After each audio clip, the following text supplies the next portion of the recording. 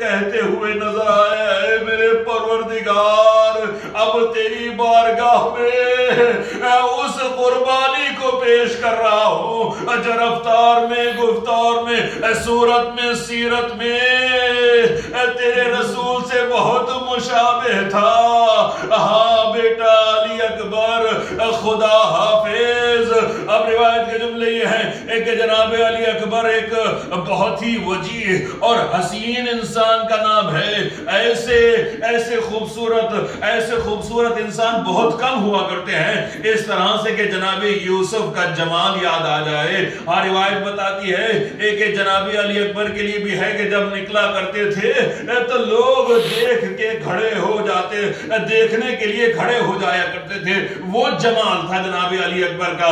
اب یہی علی اکبر ہیں، ایک مرتبہ گھوڑے کے اوپر سوار ہیں، دیکھتے کیا ہے دور سے کہ ابن سعد ایک گولڈن چھتری، ایک جو ہے سنہری چھتری کے نیچے بیٹھا ہوا ہے، آرام سے شیڈ میں بیٹھا ہوا ہے۔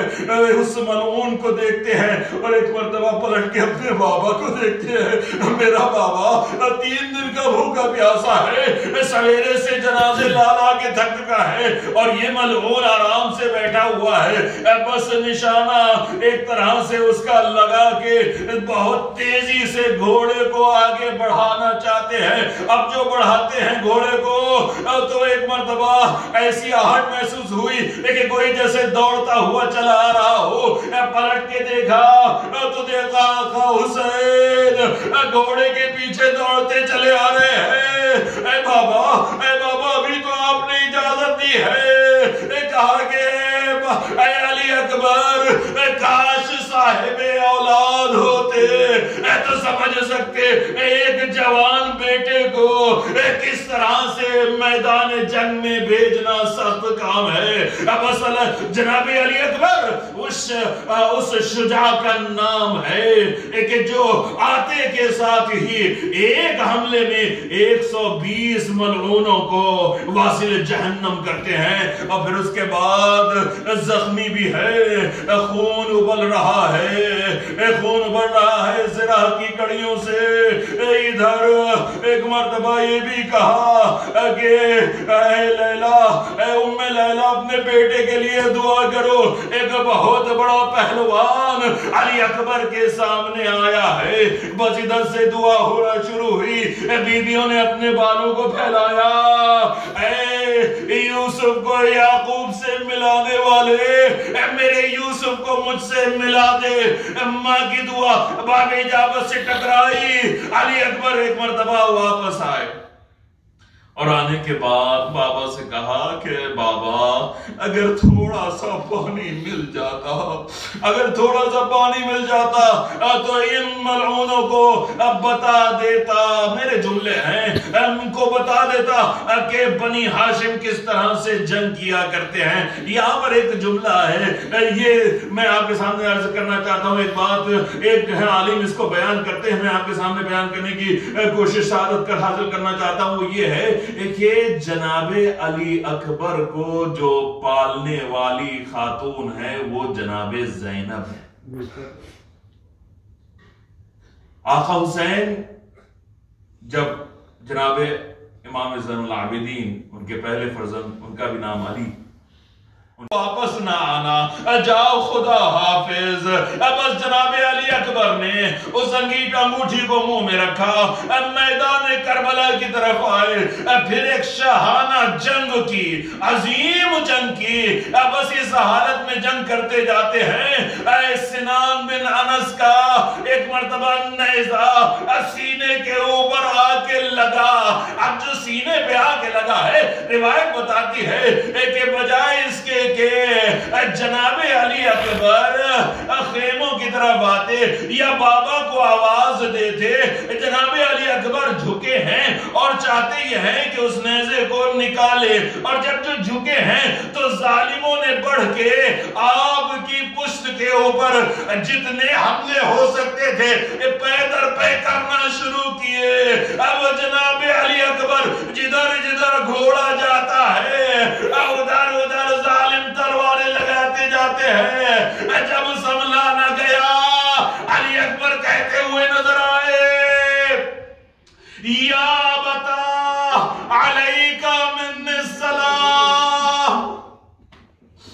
اس نے بھی ایک مصلحت ہے، اے بابا میرا سلام قبول کر لیجئے، جو بھی شہید اگر زخمی ہوا ہے اس نے یہی آواز دی ہے، آقا ادرکنی، مولا ادرکنی، آقا حسین خبر لیجئے، مدد کے لیے آئیے۔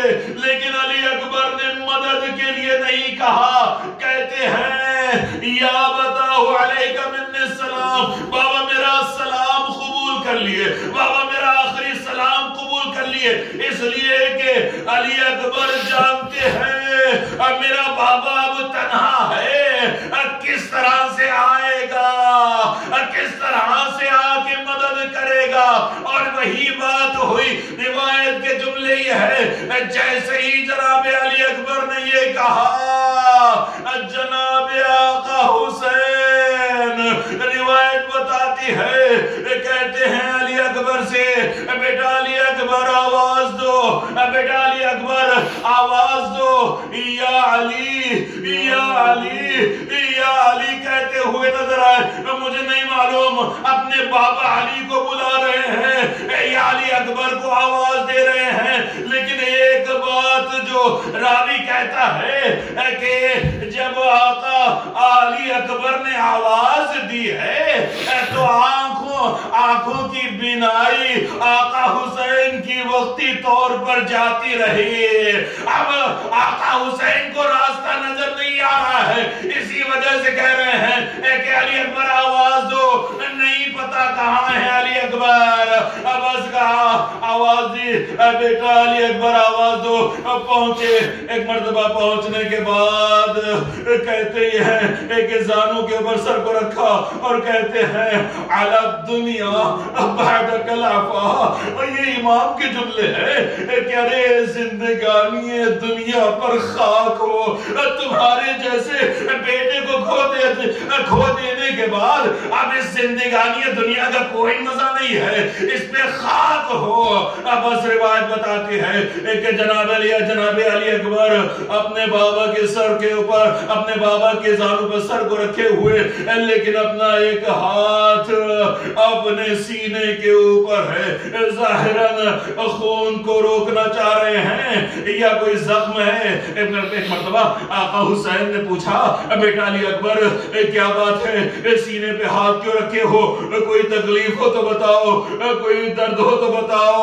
کہا کہ اے بابا برچی کی ہنی، نیزے کا پھل سینے میں ٹوٹ گیا ہے، بڑی تکلیف ہے، بڑی تکلیف ہے، اگر آپ اس کو نکال دیں۔ بس روایت بتاتی ہے کہ حسین نے وہ کام کیا کہ جس کے لیے انبیاء بھی ایک مرتبہ جب جناب ابراہیم اپنے بیٹے جناب اسماعیل کو ذبح کرنا چاہتے تھے بحکم خدا، تو یہ کہا تھا بیٹا میرے آنکھوں پر پٹی کو باندھ دو۔ علی یہ برداشت نہ تھا کہ اپنے بیٹے کو اپنے ہاتھ سے ذبح کر سکے، لیکن یہ آقا حسین ہے۔ بس ایک مرتبہ اپنے آستینوں کو اوپر کیا ہوگا، اب بسم اللہ و باللہ، اب میں کہوں گا، میں فریاد کرنا چاہتا ہوں، اے مولا علی، اے میرے آقا، یہ انصاف کیجئے، در خیبر کا اکھاڑنا آسان تھا یا ایک جوان لال کے سینے سے برچی کر نکالنا، برچی کے پھل کو نکالنا؟ بس علی اکبر کے سینے سے آقا حسین نے برچی کے ہنی کو نکالا، کلیجہ باہر آ گیا۔ علی اکبر نے زمین کربلا پر ایڑیوں کو رگڑا، علی اکبر اتنے عظیم بادشاہ ہے حسین، بڑے بڑے سورماؤں کو آقا مات دینے والے ہیں، بڑے بڑے اصحاب کے جنازوں کو اٹھایا ہے، لیکن جب علی اکبر کا جب معرکہ آیا ہے، اب لاش نہ اٹھ سکی۔ ہر کے بیٹے سے ہر سے کہا تھا کوئی بوڑھا باپ جوان بیٹے کے جنازے جنازے کو نہیں اٹھا سکتا، لیکن میں کہوں گا اے آقا اب تو کوئی نہ بچا، اب جنازہ اٹھاتے ہیں رکھتے ہیں، اٹھاتے ہیں رکھتے ہیں۔ آواز دیے آؤ بنی ہاشم کے بچوں، علی اکبر کا جنازہ۔